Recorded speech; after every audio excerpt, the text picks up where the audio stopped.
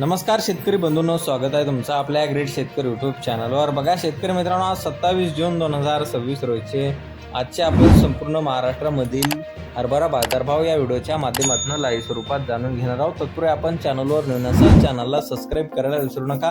चला तर शेतकरी मित्रांनो, आपण व्हिडिओला प्रत्यक्षात सुरुवात करूया। शेतकरी मित्रांनो, कृषी उत्पन्न बाजार समिती जळगाव जामोद असलगाव येथे जास्तीत दर 5700 रुपये क्विंटल, सर्वसंदर्भ 5500 रुपये क्विंटल आता चाफा हरभरा।